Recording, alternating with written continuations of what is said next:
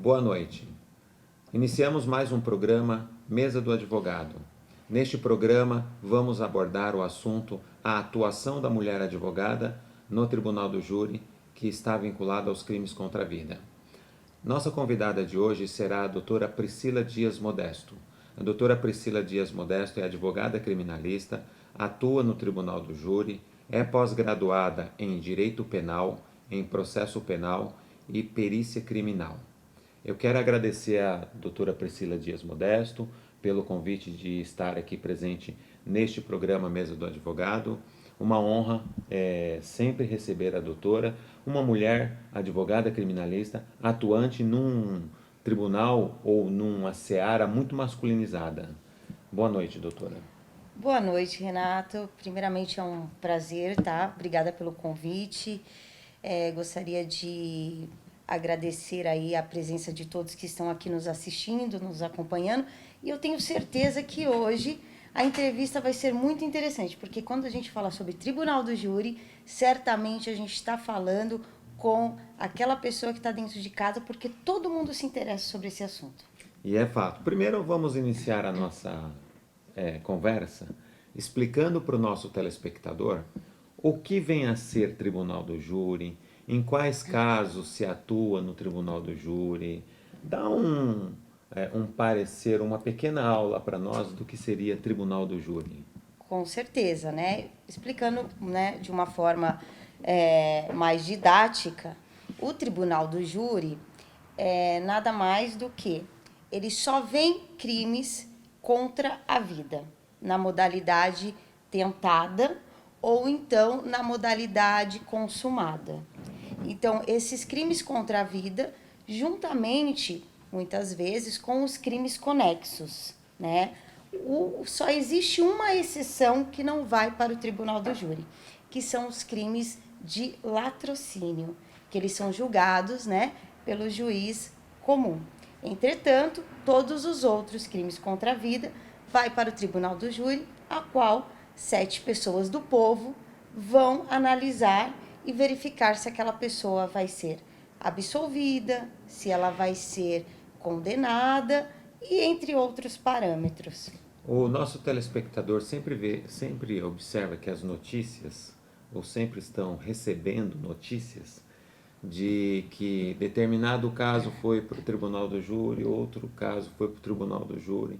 E para nós esclarecermos ao nosso telespectador, quais são os crimes contra vidas que o Código Penal determina que vá ao Tribunal do Júri ou que seja julgado perante o Tribunal do Júri? Excelente, Renato. Os crimes contra a vida, primeiramente, tá? São todos os crimes contra a vida. Quais crimes contra a vida, doutora? Muitas pessoas perguntam, né? Então, a gente pode dizer o homicídio, Sim. tá? Dentro do homicídio, a gente já tem o infanticídio, o feminicídio, o parricídio, né? Que o pessoal fala que são crimes contra o pai e a mãe. Enfim, quando a gente fala sobre homicídio, aborto vai para o Tribunal do Júri. Instigação e induzimento ao suicídio também vai para o Tribunal do Júri. Então, são todos esses crimes que você fala que são contra a vida, né? E o legal o importante a destacar é que todos esses crimes são julgados em um procedimento diferenciado, né? Por isso é chamado Tribunal do Júri. E o telespectador precisa entender também, antes da gente adentrar os pontos mais profundos, como se processa o Tribunal do Júri. O que é diferente? A doutora mencionou do latrocínio, que também é a vida, contra a vida, Sim, né? sim. Que é o roubo seguido de morte. Sim. Como se processa? Por que Tribunal do Júri? Tá. Quem que julga? Quem condena? Quem absolve? Perfeito, Renato. Bom, vamos por partes. O que ocorre? Só para fazer um parênteses do latrocínio, o que ocorre? O latrocínio, o que é? É o roubo seguido de morte. Então, veja que o principal aqui, querendo ou não, mesmo que a gente tenha uma situação de vida, o principal é o roubo. Então, por isso que o latrocínio não vai ainda para o Tribunal do Júri. Todos os outros crimes contra a vida, eles vão para o tribunal do júri e os seus crimes conexos também. Vamos supor, houve um homicídio, logo em seguida houve um sequestro, julgado no tribunal do júri. Um roubo é julgado no tribunal do júri. O tribunal do júri, muitos falam que é o ápice da advocacia. Por quê? Por conta que ele é um rito totalmente especial. Ele é feito primeiramente em 2 fases. Existe a primeira fase para verificar se ali realmente existe indícios de autoria e materialidade para que seja julgado diante do tribunal do júri, se realmente existe aquela possibilidade. E aí diz que a pessoa é pronunciada. Feito isso, vai para a segunda fase, onde ocorre o quê? O plenário. O plenário é um momento muito especial e totalmente diferenciado. Ali estará o juiz, só que a sua figura, nesse momento, torna-se o quê? O presidente, é o juiz presidente. Ele vai presidir os trabalhos. A segunda parte é o Ministério Público e a banca defensiva, o advogado. Feito essas 3 partes, que todos já estão acostumados, nós estamos falando dos jurados, o conselho de sentença. Que na verdade são juízes, né? Exatamente, Renato. Eles são os juízes da causa. Nesse momento, o juiz ele não é o juiz da causa. Ele apenas está presidindo os trabalhos. Isso é legal, né, doutora? Porque no crime de latrocínio, o juiz decide, julga, na verdade ele acompanha, preside o processo, Exatamente. julga e aplica a pena. Exato. No tribunal do júri, a justiça parece que é maior, porque é o povo julgando o povo, né? São seus pares que julgam e dizem se aquela pessoa é culpada ou inocente diante das provas, lógico, né? Diante de várias provas. Tanto é, Renato, que um júri, ele não pode ser comparado jamais a uma audiência comum. Porque um júri simples, ele não dura menos do que um dia inteiro. E aí tem júris que vão 2, 3, 10, 15 dias, né? Então, para você ter uma ideia. E os juízes da causa, que são essas 7 pessoas do povo, é um dado muito interessante, a partir do momento que eles são sorteados dentro do plenário, eles ficam incomunicáveis. A partir daquele momento, eles não podem mais falar nos seus celulares, não podem ter mais acesso, não podem falar entre si, porque aquele momento eles não podem ter mais contato a não ser com as informações daquele processo. Então é uma coisa muito interessante, é um rito totalmente diferente. E isso é importante nós destacarmos, né? Muito se fala em tribunal do júri, mas pouco se fala de como acontece ali dentro, né? Esta incomunicabilidade, ela é absoluta? Por exemplo, eu posso conversar contigo sobre futebol se eu for jurado e a doutora também for jurada? Muito importante. É bom ressaltar que durante todo o momento dentro do plenário, lógico, os jurados eles vão até o toalete, eles param, né, para tomar um café, para fazer um lanche. Então fica uma pessoa do fórum, tá, acompanhando esses jurados. Eles vão ficar mudos? Não, não é isso. Veja bem, você pode conversar sobre outras informações, né? Sobre o tempo, futebol, sobre família. Você pode ter esse tipo de comunicação. O que você não pode se comunicar é nunca sobre o processo. Você não pode falar sobre o processo, você não pode falar sobre, nossa, aquela prova que demonstraram ali, aquela testemunha. Não pode. E se isso acontecer? Era a próxima pergunta que eu faria. E se acontecer? Putz, aconteceu. Muito bem. Se isso acontecer, digo mais, já vou emendar aí. Não somente isso, Renato. Vamos supor, estamos ali no plenário, os jurados, e eu estou no momento ali sustentando, né, falando sobre o processo, e eu verifico que tem um jurado que dormiu. Se isso acontecer, ou essa incomunicabilidade ela for quebrada, nesse exato momento perdemos todo o trabalho. Esse júri ele não tem mais legitimidade e ali pedimos o quê? Pedimos que o júri seja parado e que seja dissolvido o conselho de sentença e que o júri seja redesignado para uma outra data com um outro conselho de sentença, porque naquele momento já se perdeu tudo. E é bem interessante, né? Dissolve o conselho de sentença, Sim. depois constitui um novo conselho de sentença que não serão os mesmos jurados daquele conselho dissolvido. Não pode, Não não serão. pode. Lembrando que esses jurados, essas 7 pessoas do povo, elas também não podem ter nenhum tipo de contato, amizade ou proximidade com advogado, com o Ministério Público, com o promotor, com o magistrado ou qualquer outra pessoa que for compor aquele momento ali de trabalho. Por exemplo, uma testemunha. Não pode. Se tiver qualquer tipo de contato ou amizade, também é passível de nulidade e ali se perde todo o trabalho. Muito bom. Quem pode ser o jurado? Telespectador que está nos assistindo aqui, pode ser jurado? Ou jurada? Qualquer pessoa do povo pode ser um jurado. Lógico, né, que tenha uma vida ilibada, que não tenha nada que diga, né, que seja, por exemplo, uma pessoa que tem um processo criminal. Possivelmente, ela não vai passar, né, para ser um jurado, né? Porque o jurado, ele precisa ser aquela pessoa quem?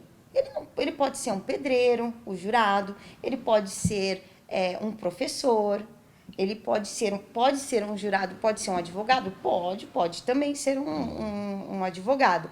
Desde que, diante da sociedade, ele não tenha nada que desmoralize ele. Ele Nenhuma pode, mácula. nem nada. Aí ele pode ser um jurado. De que forma? Existem 2 possibilidades. Geralmente você pode ser convidado, você recebe uma carta, né? Como se fosse nas eleições para você trabalhar, você recebe uma carta, olha, você foi convocado para ser o jurado. Ou então, você vai até o fórum próximo da sua residência e diga que você tem esse interesse. Eles fazem um tipo de uma inscrição e a partir daquele momento você aguarda para ver se você vai ser chamado ou não. Que importante esse esclarecimento, né? Porque às vezes a pessoa recebe a carta e fala, eu não vou. E aí, eu posso escolher, não quero participar do júri, não devo participar do júri, não vou participar desse plenário. Muito bem. Essa pessoa, quando ela é convocada, a palavra é convocada. Então, veja só, um soldado, quando ele é convocado para trabalhar numa guerra, né, para fazer isso, ele não pode dizer eu não quero. Isso, na verdade, é uma convocação.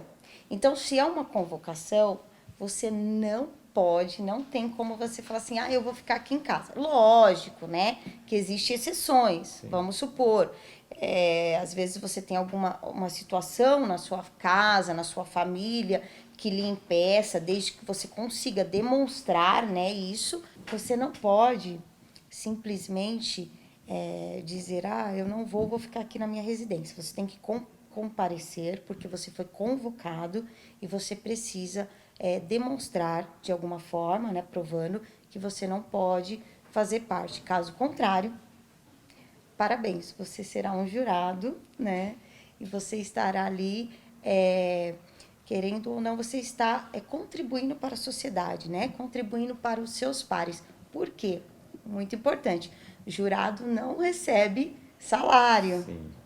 Não é profissão, é uma convocação. Então ele não é voluntário isso, lógico, voluntário de uma forma que você precisa, né? É convocado, mas você não tem valores, você não recebe. A única coisa que ocorre é, se você trabalha registrado, você aquele dia, né, você vai ser você vai ser provado, né? Acho que é abonado que fala, Abonado às faltas. abonada as faltas, e você consegue aqueles dias depois, futuramente, para que você possa ter, acho que um dia de folga, alguma Isso. coisa assim. Na verdade, o jurado ele terá o seu dia de trabalho justificado, a sua Sim, ausência no trabalho justificada e, exatamente. consequentemente, o abono das faltas. Exatamente. Até porque nós falamos daquele dia, mas o júri pode demorar mais de, como é o caso que nós vamos comentar no próximo bloco, que é o caso de Santa Maria. 10 dias de plenário e Exato. agora anulou-se todo o júri. O telespectador também precisa saber e entender o porquê aconteceu tudo aquilo, que ficaria para o próximo bloco. Agora, o importante nós deixarmos claro aqui para o nosso jurado é que, quando ele é convocado a participar de um julgamento de crimes contra a vida, ele, além de estar contribuindo, ele assume o papel de juiz. Ele vai definir a vida daquele réu, não é isso? Eu sempre digo, quando eu estou em plenário, eu falo para os jurados que a partir daquele momento, né, eles são os juízes da causa e eles estão assumindo uma responsabilidade muito grande, porque são eles que vão decidir o destino daquele cidadão. E muitas vezes, por que que o jurado vai decidir o destino daquele cidadão? Porque a pessoa do povo, ela tem essa parte de conseguir absorver, saber exatamente o que acontece às vezes no dia a dia, mais do que o próprio juiz. Ele sabe o que ocorre no dia a dia, porque a grande maioria dos crimes contra a vida, eles acontecem por quais fatos? Ou é disputa de poder, ou geralmente por situações amorosas, né? Ou então por uma situação de dinheiro. Às vezes são esses três pilares. Então, é esse conselho de sentença que vai analisar a vida daquele cidadão e realmente dá uma grande diferença, né? Por isso que nós temos aí 1h30 por parte do advogado para falar, 1h30 por parte do Ministério Público, e ainda existe a situação do que, se o Ministério Público dizer, né, que vou para a réplica, ele tem mais 1 hora, e o advogado indo para a tréplica, mais 1 hora. Isso, um réu. E é o exercício absoluto da ampla defesa, né? Que a nossa Constituição ela impõe contraditório e ampla defesa. É o mais claro exercício da ampla defesa. Verdade. Tanto é que no Tribunal do Júri, a gente usa até a terminologia que é a plenitude de defesa. É tão grande isso que ela deixa de ser ampla e ela vai para virar plena, a plenitude de defesa. Então, sempre temos que ter a plenitude de defesa e poder o quê?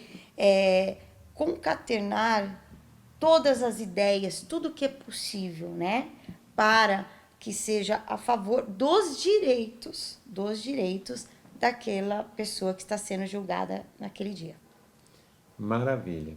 No próximo, nós vamos fazer uma pausa agora para chamar os nossos intervalos. E no próximo bloco, doutora, nós vamos falar da atuação da mulher advogada no Tribunal do Júri, que é um ambiente muito masculino. Aguardem, daqui a pouco voltaremos.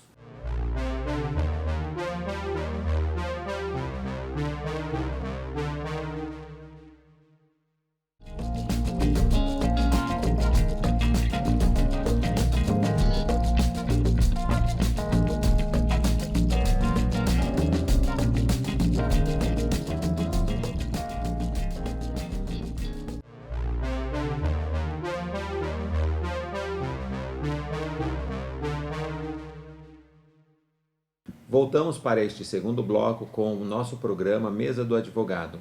Você pode nos acompanhar pelas redes sociais Instagram, @Renato Figueiredo _ e no Instagram também da doutora Priscila, doutora_Priscila.modesto. Doutora Priscila, neste segundo bloco, nós precisamos, antes de iniciar a abordagem da atuação da mulher advogada no Tribunal do Júri, precisamos esclarecer mais um ponto. Nós falamos no primeiro bloco que o jurado era convocado, qualquer pessoa do povo poderia ser convocado e queria participar do processo de julgamento para absolver ou condenar aquele réu, aquela pessoa que está sendo julgada. E 2 pontos nós precisamos deixar claro para o nosso telespectador. Como é o processo de votação e se o jurado também aplica a pena, traz ali a dosimetria da pena, 10 anos, 15 anos, 20 anos. Como funciona isso no Tribunal do Júri? O jurado pode ficar tranquilo? O réu vai ter conhecimento de se o jurado absolveu ou condenou? O advogado, o promotor, como é que funciona isso? Sim. Renato, os jurados, eles não precisam se preocupar em relação a saber se, será que eles vão saber se eu condenei ou se eu absolvi? Primeiro que ninguém sabe. Ninguém. Quando eu digo ninguém, nem o acusado, nem o Ministério Público, nem o juiz, nem os advogados. O que ocorre? Ao final, quando se termina, todas as falas, o juiz faz a seguinte pergunta: senhores jurados, os senhores estão preparados para votar? Se ficaram silêncio, é porque eles estão preparados. Saímos daquele local e vamos para uma sala que chama sala secreta. Essa sala é uma sala, nesse momento que entramos na sala, tem uma mesa que senta-se todos os jurados, o juiz, presidente, o representante do Ministério Público e os advogados. Somente esses ficam na sala, juntamente com 2 assessores do juiz. Nesse momento, o juiz vai apresentar para os jurados não somente os quesitos. Que quesitos são esses? São as perguntas. São as perguntas, No dia tal, no determinado horário e fato, fulano matou cicrano, essa forma de matar foi por meio cruel, e assim por diante. São chamados de quesitos, essas perguntas. O juiz apresenta esses quesitos aos jurados, um por um, explicando: sim, você está indo com o Ministério Público, não, você está indo com os advogados. E ele apresenta também para os jurados 2 cédulas. Uma cédula com a palavra sim e outra cédula com a palavra não. Eles entregam uma cédula sim e uma não para os jurados, que eles ficam com ela em suas mãos. E quando ele faz a pergunta, passa-se um tipo de uma sacolinha mesmo, de veludo, e essa sacola o jurado tira qual que é a resposta dele e põe dentro da sacola. Isso de forma secreta. De forma totalmente sigilosa e secreta. Não tem como ver, doutora? Não tem como ver. E outra cédula, que é o descarte, ele também coloca no segundo momento. Então, durante todos os momentos estarão sendo abertos ali, entregues para ir a cédula sim ou não a cada quesito. O juiz pega esses votos e ele começa a retirar um por um e fala um sim, um não, assim por diante. O que difere? Além dessa cédula que o jurado coloca ser totalmente secreta, o juiz ele não abre todas as cédulas. Sim. Isso é muito importante. Se nós temos 7 jurados, se o juiz abrir 4 cédulas dizendo que condena com a palavra sim ou cédulas dizendo que absolve, se ele retirar 4, já é a maioria de votos, ele já não abre as demais. Então, nós nunca vamos saber se todos votaram sim, se todos votaram não. Isso já é para resguardar, inclusive, a votação ali, para nunca saber se foi tudo sim, tudo não, se teve uma votação assídua, né, quase ali, né, ai, quase que foi empate, já para ter esse tipo de cuidado. E o importante também nós destacarmos que o jurado, quando ele faz essa votação, ele vota apenas para absolver, condenar ou desclassificar, não é isso? Quem Exato. aplica a pena, quem é responsável Ai, pela dosimetria da pena é o juiz de direito presidindo. Isso? exatamente. O que ocorre? O que o jurado vai, na verdade, ele vai estar decidindo ali? Que é algo muito importante, que é o principal. Qual? Se aquela pessoa, ela realmente, aí eu entendo que ele realmente fez, ele é condenado, ou ele é absolvido, ou ocorre uma desclassificação. Vou dar um pequeno exemplo, porque as pessoas vão falar desclassificação, o Que é que é isso, isso, né? né? Então, vamos supor, a pessoa está lá respondendo por uma tentativa de homicídio. Vamos supor, brigou com o camarada lá na rua e ele está respondendo por uma tentativa de homicídio, porque foi lá, deu uma pedrada na pessoa. Um exemplo. Vai para júri. No júri, apresentamos ali aquela tese e o jurado verifica que ali, na verdade, não se tratou de uma tentativa de homicídio. Ele não teve o dolo, ele não teve o ânimos necante, a vontade de matar. Então, ele percebe que trata-se apenas do quê? De uma lesão corporal, de natureza leve, média, de grave. Então, ele pode decidir em desclassificar, falar, olha, isso não trata-se de uma tentativa de homicídio, trata-se sim de uma agressão, de uma lesão corporal. E aí, naquele momento, ocorre um negócio chamado desclassificação, tá? Mas passamos para a outra parte. O jurado, ele faz isso, ele decide. Só que a dosimetria, a dose da pena, quem dá, quem faz, é o magistrado, é o juiz presidente. Por quê? Porque nesse momento, aí já sai dos juízes, né, dos juízes da causa, e volta para o juiz esse pleito de ele decidir, porque isso é muito técnico. Vejamos só, né? Sim.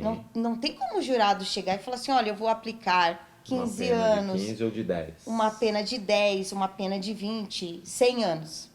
Então, o juiz faz essa dosimetria da pena, que ele tem que analisar o quê? Todos os detalhes. Porque se a pessoa confessou, existe o benefício da confissão. Dependendo da idade, existe uma diminuição na pena. Majorar a pena, dependendo de como que ocorreu o crime. Então, ele que fica responsável para dosar essa pena. Muito bom. Agora, no tribunal do júri, isso é histórico.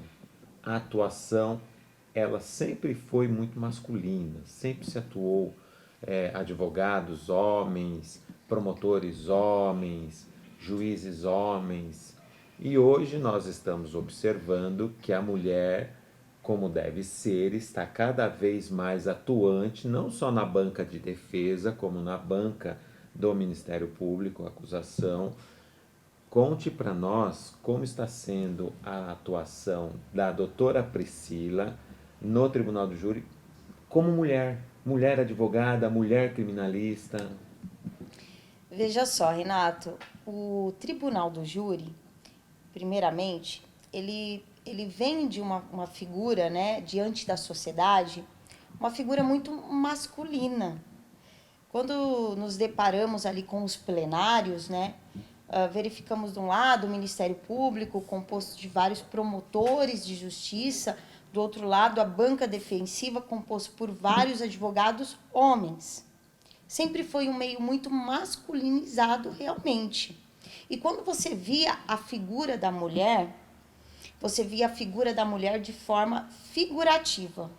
Ela sempre ficava sentada na banca defensiva, mas ela não era comandante da causa.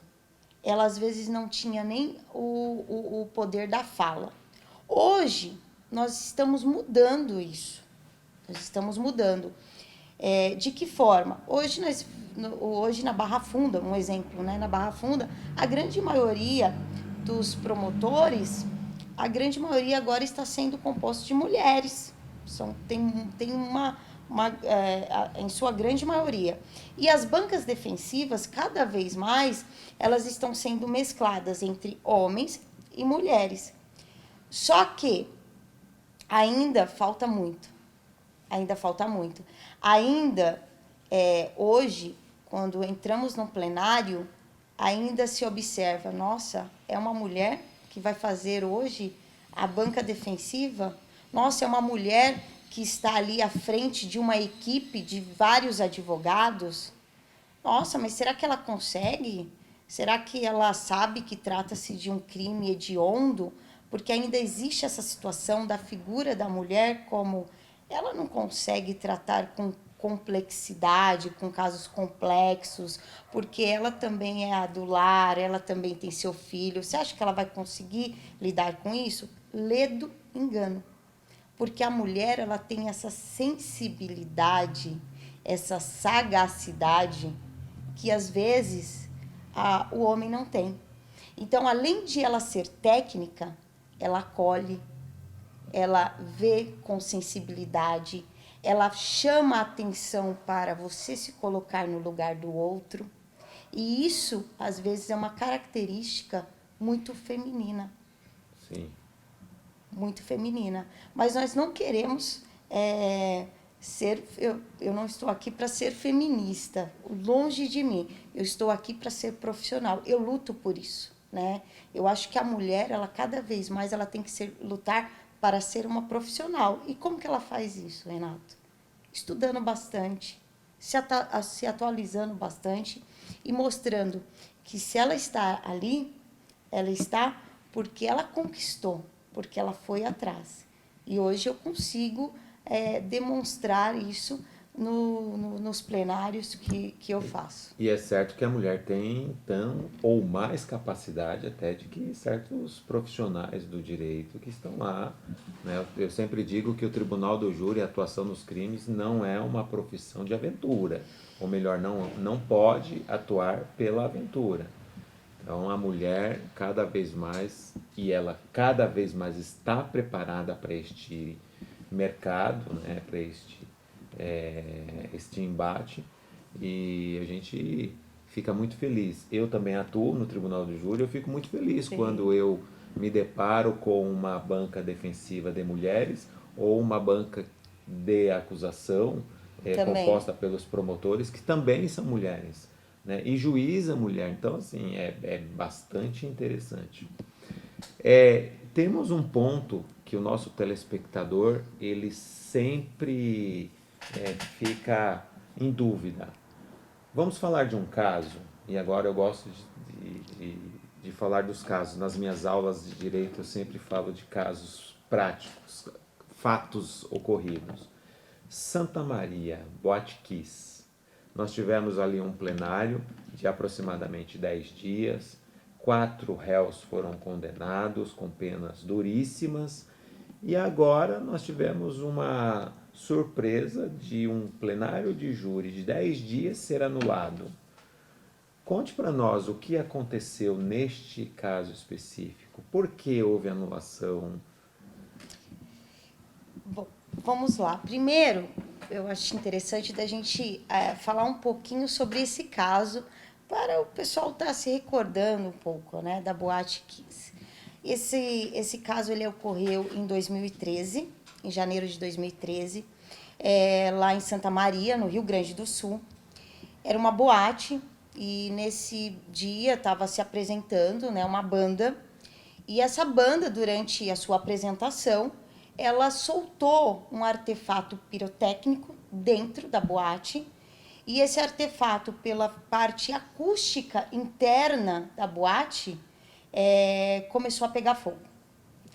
Nisso, nós tivemos aí uma fatalidade de mais de 200 mortos e mais de 600 pessoas que acabaram sendo feridas. Ocorrendo isso, eles começaram uma investigação para verificar o local.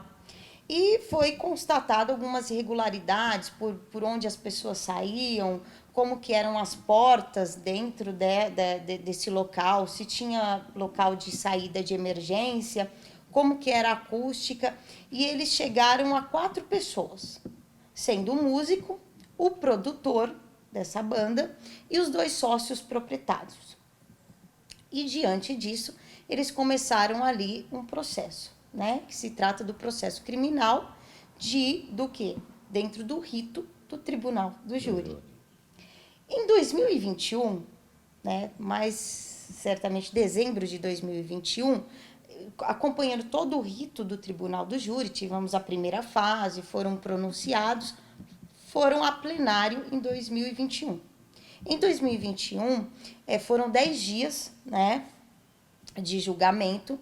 Isso foi um marco histórico no Rio Grande do Sul, porque em São Paulo isso é muito comum. Né? É comum aqui em São Paulo, nós que acompanhamos sabemos, né, disso, mas no Rio Grande do Sul não. Então foram 10 dias de embate, cada qual com o seu advogado. Hoje eu acho que tem mais de 15 advogados à frente desse processo.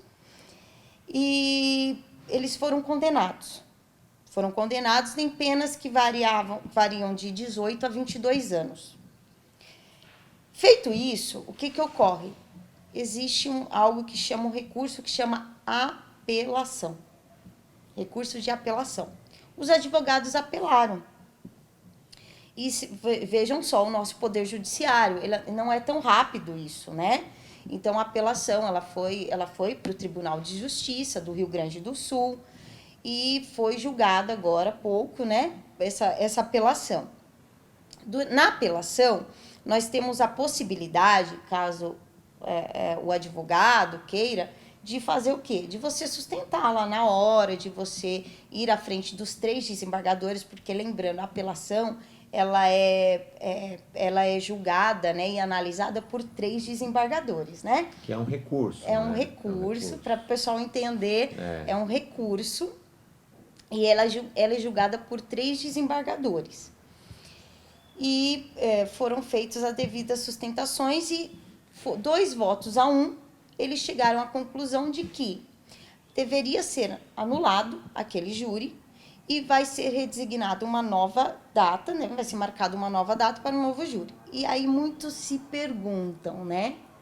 Como que pode acontecer uma coisa dessa? 10 dias de trabalho, pessoas que foram, né, condenadas. Vejamos, nós falamos no bloco anterior que o júri, o que é? É algo que chama o quê? Plenitude de defesa, né? Nós temos que ter a plenitude de defesa, né? Nós temos que ter o contraditório. E qualquer coisa que saia disso, qualquer coisa que saia desse rito, ele é passível de nulidade. Então, quais foram os pontos principais para que ocorresse essa nulidade? Primeiro ponto, tá? O excesso de linguagem por parte do magistrado. Eles entenderam, e os advogados, eles bateram no seguinte contexto, de que na hora que o juiz presidente, porque ele pode fazer perguntas, ele foi fazer perguntas tanto para as testemunhas, né, como para os acusados, na hora do seu interrogatório, ele teve um excesso de linguagem. Ele fez perguntas de uma forma subjetiva, de uma forma intrínseca, com palavras que demonstravam um pouco da sua opinião. Isso chama excesso de linguagem. O segundo ponto foi sobre a lista dos jurados, porque muitos, ao contrário do que muitos acham, a lista dos jurados, ela precisa ser pública. Por que precisa ser pública? Não, mas eu não estou entendendo, doutora. Sim, existe uma lista, tá? Essa lista, ela tem que ser pública. É uma lista que vai conter mais ou menos em torno de 25 jurados. Primeiro, pega-se 50, lógico que da Boate Kiss a gente está falando de 300 pessoas, porque é algo muito maior, né? Mas geralmente são em torno de 50 pessoas. Dessas 50 pessoas se torna uma lista de 25 pessoas. Essa lista ela tem que ser pública e principalmente para o advogado, ele precisa ter acesso. Por quê? Eu preciso saber se o Pedrinho, ele tem parentesco às vezes com a vítima, quem sabe, né? Então o advogado ele tem que ter acesso. E lá dentro do plenário, depois essas pessoas elas são sorteadas novamente e ficam só 7. E os advogados, eles disseram que eles não tiveram acesso a essa lista de jurados. Terceiro tópico, foi exibido um vídeo 3D sobre entrando dentro da boate, o Ministério Público fez um vídeo 3D. Esse vídeo 3D, qualquer coisa que você for apresentar no plenário, isso está em lei, isso é artigo de lei. Qualquer coisa que você for apresentar dentro do plenário, você precisa juntar no processo até 3 dias úteis antes. Por quê? Paridade de armas. Nós precisamos ter essa paridade de armas. Eu preciso saber o que o Ministério Público vai apresentar e o Ministério Público precisa saber o que o advogado vai apresentar. Então, eles disseram que não foi juntado esse vídeo 3D no prazo. Na verdade, não foi juntado nem antes, foi juntado na hora e eles apresentaram esse vídeo. Então, por conta dessa apresentação desse vídeo, também não houve uma paridade de armas, tá? E o importante lembrar é o fato do plenário do júri ter sido anulado não significa que acabou, foi absolvido. De forma nenhuma, de forma nenhuma. O que ocorre? O tribunal do júri, quando ele ocorre essa nulidade, voltamos novamente à fase do 422, que é juntar testemunhas novamente, marcar um novo plenário, tá? E haverá esse novo plenário, podendo, inclusive, no novo plenário, sim, pode acontecer, quem sabe, de eles serem absolvidos, de pegarem uma pena menor, ou talvez pegar uma pena maior. Também existe essa possibilidade, porque será marcado. Por que eles saíram, né? Por que eles estão soltos? Porque eles estão soltos porque existe algo em nosso ordenamento jurídico que chama excesso de prazo. Ninguém pode ficar encarcerado por muito tempo sem um julgamento. Então, isso é um excesso de prazo. Então, por isso que eles foram soltos, porque ainda o judiciário ainda vai marcar uma nova data para que seja feito novamente esse plenário e para que não tenha todos essas nulidades que foram apresentadas aí pelos advogados. Muito bom. Isso é importante o nosso telespectador saber que este caso da Boate Kiss, ao contrário de algumas notícias, não é o sinônimo de impunidade. Muito pelo contrário, é o sinônimo de um julgamento justo, né? Respeitando os limites da lei, respeitando as regras impostas pela lei, pelo nosso Código Penal e pela Constituição Federal, né? Perfeito, exatamente. Se você seguir todo o rito, não haveria a possibilidade dos patronos ali pedirem a nulidade. Não haveria. Então, diante dessas informações, inclusive de uma que o juiz acabou chamando jurados, né, de lado, sem a presença do Ministério Público, sem a presença dos advogados. Então, temos que tomar cuidado, porque isso é um rito. E esse rito ele tem que ser seguido para que possa ser o quê? Haver a plenitude de defesa e o contraditório. Isso é muito importante. Nós estamos agora encerrando o nosso programa Mesa do Advogado. Eu quero aqui agradecer a doutora Priscila Modesto, que esteve aqui gentilmente nos passando essas informações, trazendo para nós a forma com que se trata o procedimento do Tribunal do Júri, para que nosso telespectador não tenha aquela visão de que, puxa vida, ali é uma brincadeira. Muito pelo contrário, né? Ali se decide a vida das pessoas, seja para acusar, seja para absolver.